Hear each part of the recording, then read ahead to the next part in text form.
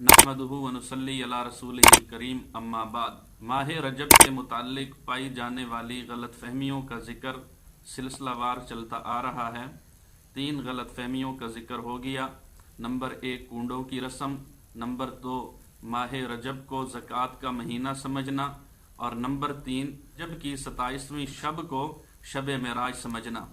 आज चौथी गलत फहमी का जिक्र होगा।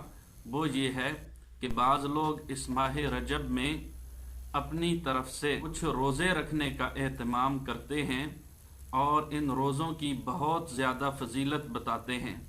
हालांकि रजब के कोई ख़ास रोज़े किसी रिवायत में वारिद नहीं हुए, ना इनकी कोई ख़ास फजीलत बताई गई।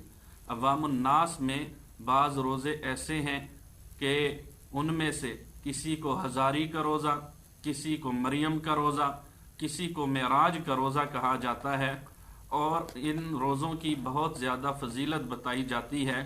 हालांकि इन रोज़ों का सबूत शरीयत से नहीं है।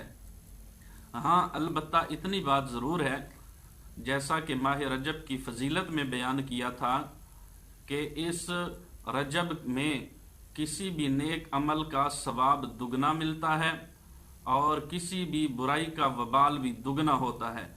तो इस एतबार से माह रजब में एक रोज़े का सवाब दुगना तो हो सकता है, इससे ज़्यादा फजीलत वाला कोई रोज़ा नहीं हो सकता। दूसरी बात यह है कि जिस तरह हफ्ते में 2 रोज़े, पीर का रोज़ा और जुमेरात का रोज़ा, ये मसनून है, इसी तरह अय्याम बीज के रोज़े रखना मसनून और मुस्तहब है। तो अगर ये रोज़े रजब में रखे जाएं तो उस सुन्नत का सवाब हासिल हो सकता है। अय्याम बीज यानी चांद की 13वीं, 14वीं और 15वीं का रोज़ा, इसी तरह पीर और जुमेरात का रोज़ा रख कर इस सुन्नत पर अमल करके फजीलत हासिल की जा सकती है। रजब की वजह से कोई ख़ास फजीलत इन रोज़ों में नहीं आती।